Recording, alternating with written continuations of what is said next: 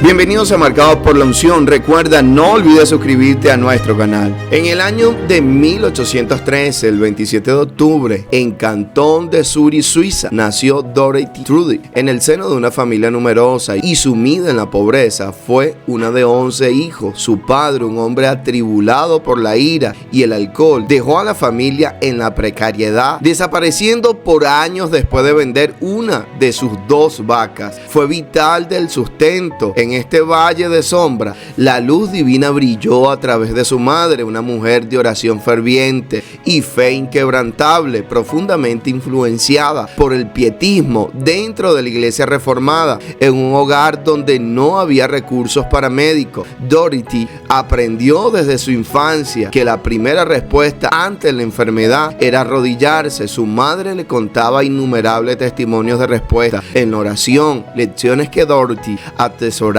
como fundamento de su vida. Su educación formal fue escasa, limitándose solo a 4 años de escuela. Para subsistir se dedicó a tejer seda, más tarde a trabajar con flores, oficio en el que demostró tal diligencia que eventualmente llegó a dirigir a otros trabajadores. Su confirmación en la iglesia reformada y su posterior exposición a la piedad de los hermanos moravos.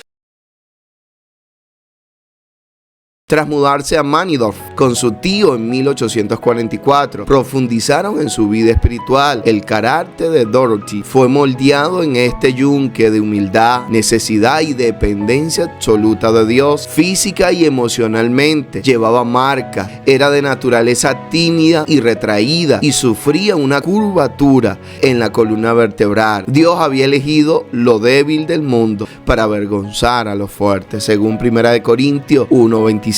Llamamiento. El momento decisivo en su vida ocurrió alrededor del año 1850, mientras supervisaba a sus trabajadores en las fábricas de flores. 4 de ellos cayeron gravemente enfermos. Los remedios médicos disponibles no ofrecieron alivio y la situación se tornó desesperada. Dorothy, acongojada, se volvió a sus 2 únicos refugios, la oración y las escrituras. Fue entonces, mientras buscaba el rostro de Dios, que el Espíritu Santo iluminó su espíritu como un relámpago, un pasaje familiar, pero nunca aplicado de manera práctica. Resplandeció ante sus ojos con una nueva autoridad. Santiago 5:14 al 15. ¿Está alguno enfermo entre vosotros? Llame a los ancianos de la iglesia y oren por él, ungiéndole con aceite en el nombre del Señor. Y la oración de fe salvará al enfermo, y el Señor lo levantará. Y si hubiere cometido pecado, le serán perdonados. La revelación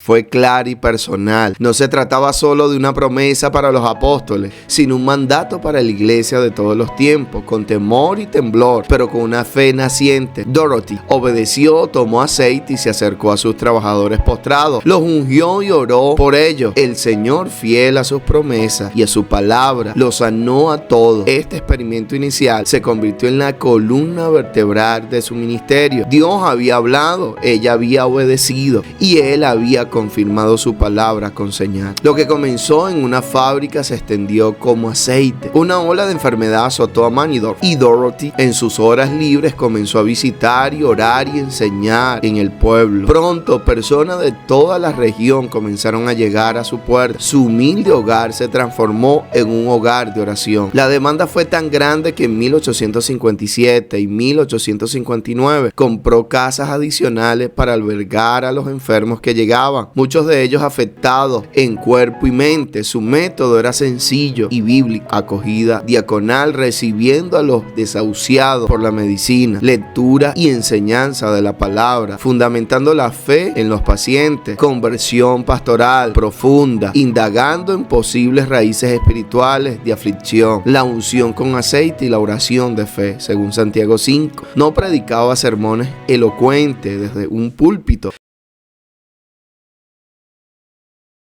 sino que ministraba de casa en casa, de cama en cama. Su estilo era directo, a veces severo, buscando discernir la sinceridad del corazón de quienes la visitaban. Dorothy entendió que su obra no debía terminar con ella de manera deliberada. Formó a otro. La más notable fue Ana Bárbara, una joven campesina de Simicón. Dorothy la identificó espiritualmente, la invitó a Manidorf y tras un sueño profético de la joven que confirmó su encuentro, comenzó a entrenarla. Primero la comisionó para dirigir reuniones de edificación, luego le instruyó en la ciudad y la oración por los enfermos. Allí aprendió cómo tratar a los enfermos según Santiago 5 y tras la muerte de Dorothy se trasladó a Manidorf para continuar la obra. Además, en 1860 Dorothy llamó formalmente a la joven maestro Samuel Zeller para quienes se unieran a su ministerio, designándola como su sucesor principal. Un reconocimiento internacional, su fama traspasó fronteras. Peregrinos de Francia, Alemania, Gran Bretaña viajaban a la remota Manidorf en busca de sanidad. Su historia cruzó el Atlántico y llegó a oídos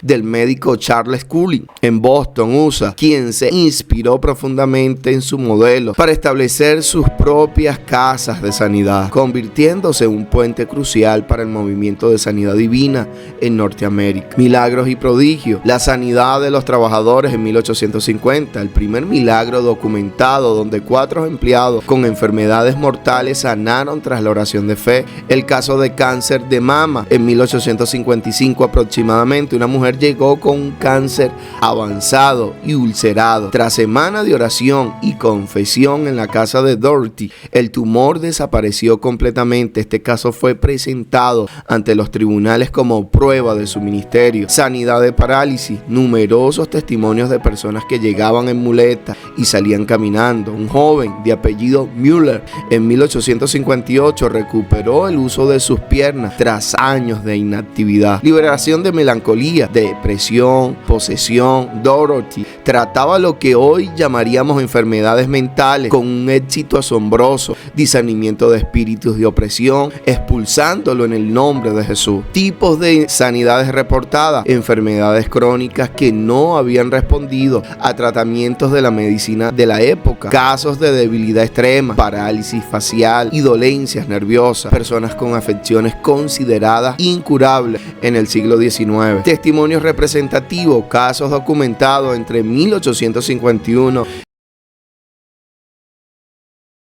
y 1860, mencionado por Otto Stonemeyer en sus escritos. Relata sanidades tras oración y confesión de fe en Cristo Jesús, visitas anónimas, identificados solos por cartas y referencias locales. Testificaron haber recuperado fuerzas básicas tras periodos de oración en la casa de Dorothy. Pastores reformados que inicialmente acudieron como escépticos, luego escribieron confirmando cambios notables en personas que regresaban sanas. Dorothy insistía en que no todos eran sanados y que la fe no era un mecanismo, sino una relación viva con ellos. Ella misma experimentó momentos de intensa comunión con el Señor, descrito como una paz profunda y una certeza inquebrantable de la presencia divina, aún en medio del agotamiento físico. Legado: movimiento de sanidad divina. Dorothy es considerada la precursora moderna del movimiento de sanidad por fe, que luego influiría a figuras como Ave Simpson, fundador de Alianza Cristiana y misionera, Andrew Murray. Instituciones: la casa de oración se multiplicaron en Manidorf, se convirtió en un centro de peregrinación espiritual que duró décadas después de su muerte. Libros: sus experiencias fueron recopiladas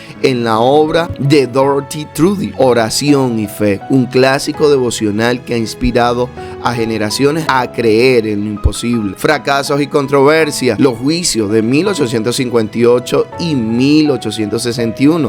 Fue acusada de ejercer la medicina sin licencia y de charlatanería. Fue multada y se le ordenó cerrar su casa.